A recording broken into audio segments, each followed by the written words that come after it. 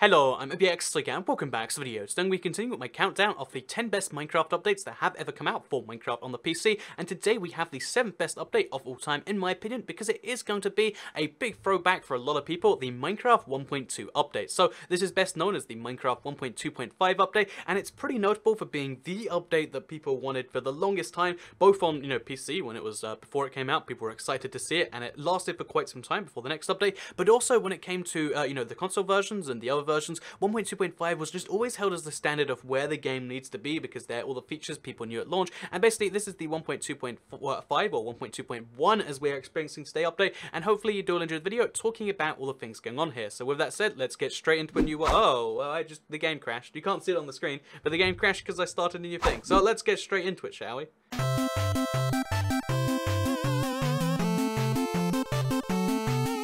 So when did the Minecraft 1.2 update officially come out for the first time? And this one was quite shocking to me because it was in 2012. That's right, March the 1st, 2012 was when this update first officially released, which was honestly so long ago, so close to that beta 1.3 I showed you. We're like so many updates behind this one. Literally, this was a year and a year and like 8 days or something between that update and this one, but so much progress was made in that time, and here we are with beta 1.2.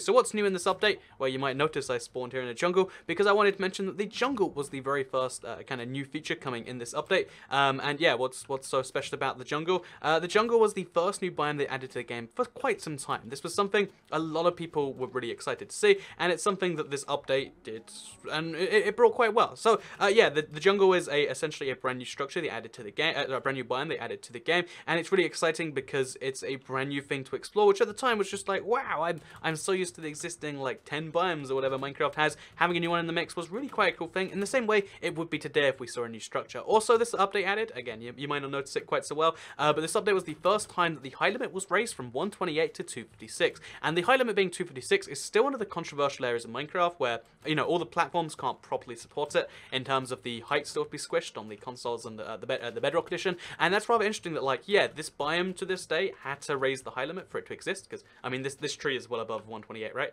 It's at, oh, there's a lot of information right there. But according to this is at 123 actually. But yeah, you could have trees which go above 128, and that's something this biome needed to, we needed to have the height limit raised before we could do this. So that meant that as of this update, the height limit was essentially, it was actually twice as big, but it was effectively 3 times as high, because think about it, the height limit starts from the ground up, which is at 64, which means that you could previously go 64 blocks from the ground up, now you could go 192 blocks, which meant that this update was the first time the height limit was raised, and it was the biggest height limit raising, essentially giving you 3 times more space to play with, which is kind of a big deal. So yeah, a lot of people like that, a lot of people are on board with that. It also added the jungle, which added new possibilities, because, I mean, it doesn't just add, like, a new set of... I mean, it's nice that it adds a new place to explore and survival, but also, obviously, if you're in creative... By the way, look at creative in this update. I didn't believe this was how creative really worked, but it is, apparently, and it gives you a new type of wood. They're all called wood in this update. They weren't renamed for quite some time. But yeah, you can see how this update added a brand new type of wood, which is also kind of a nice little bit, a nice little deal. Also, it added the desert wealth the first time. We've got a desert here, so we might be able to find one.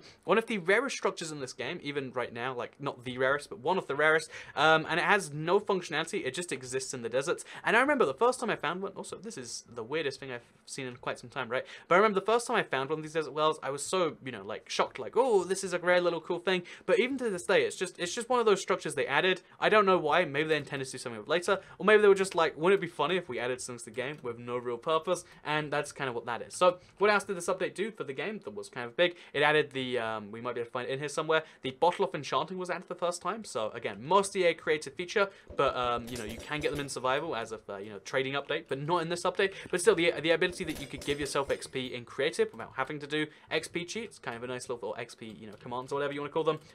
And then also added a bunch of like smaller things that you might really like to this day. Again, they weren't big at the time, but nowadays I feel like they kind of are. We've got this type of stone brick. Again, they're all called stone bricks because this is 1.2. There's not many blocks you have to differentiate. So as you can see, this is chiseled stone brick, or just stone brick as it's known. We've got the redstone lamp, which again didn't seem, I mean, it seemed like kind of big to some people, but again, it's such a key part of redstone to this day. Without tabs, it's really hard to work out where anything is. But there is the redstone lamp in this update as well, which is kind of a nice little thing. Again, really kind of changes things in that way. They added the, again, jungle wood. They added the iron golem for the first time. All of these big new features came in this update for the first time, and it's honestly a really big one for builders because it added, again, things that are fundamentally just needed today. Like high limit, without it, Minecraft would be in a much worse place. Some of these blocks, for instance, again, jungle, a lot of people use in very particular builds, jungle and chiselstone blocks, we would be in a different place without it. So let's talk about what the update did badly, though.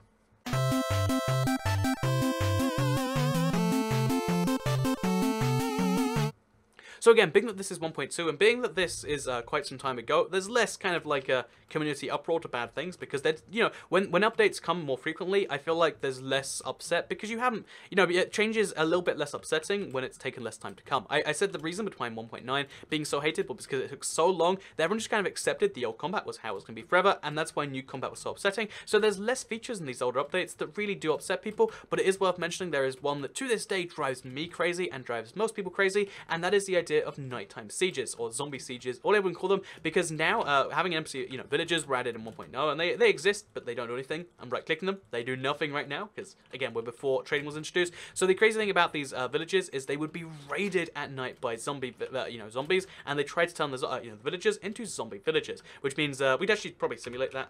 Oh no, we can't because there's no typing, but we could, you know, when it turns to night, the zombies will sometimes raid your village, and although that sounds cool in theory, in practicality, what it means is like, oh yeah, you leave your village alone, but you're somewhere nearby, and then while you weren't looking, your entire crop of villagers that you've been training this whole time, they've just turned into zombies because, oh, zombie siege, ha ha ha ha. And yeah, to this day, it's one of the most frustrating features that sounds cool on the surface, but just kind of isn't in practicality. It's kind of unfair when you think about the actual practicalities of it, and it's one of those things that just, again, in theory, has some great little potential, but in practice, just doesn't. And also, they added in a few different other things, which, again, to some people might be upsetting, so they changed a few textures here and there, but for the most part, the big thing this update's problems were is that, you know, this was the start of the slight slowing down in updates.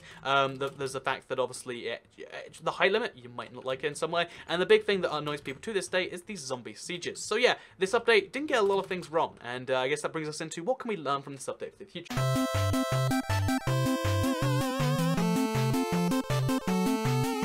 So I feel like this update actually is a perfect example of how updates in Minecraft should be in the future. By the way, this is still before the new skin format, so I'm still Puss in Boots rather than an Ocelot. Let's not question why, because it's like stored on the Minecraft website.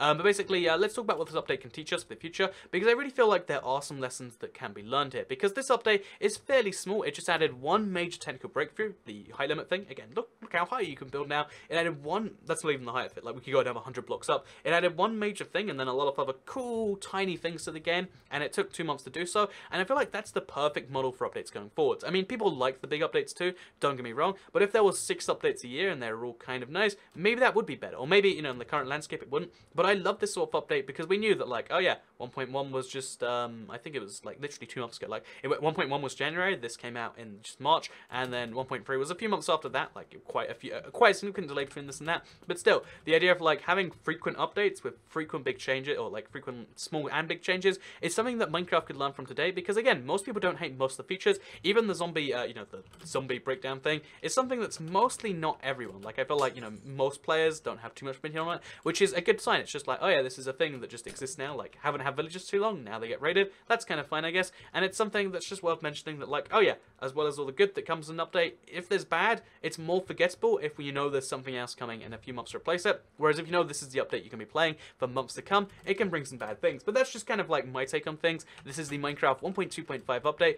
It's got a lot of, like, small interesting changes to the game, and it's interesting because the time between this update and now, you know, that 5 years it is now, like 6 years as of you know, this March, is kind of crazy. Like the gap in the, I feel like this is the halfway point from, you know, the start of Minecraft to where we are today, and it's interesting that, you know, those first 3 years have probably a little bit more in development than in terms of features than the next 6 years. But again, that's the nature of Minecraft. Even though they increased the team members, obviously in some cases, and because of drama and because of all these different things, there are different downsides. But it's something I want to mention before the end here. I hope you all enjoyed this video, covering one of my favorite updates because it added so much that, like, was fundamental from here on out. And I guess I hope you all stick around to see the 6th best Minecraft update of all time, which is coming in a couple of days. So thank you very much for watching, and I'll see you all in the next episode. Bye.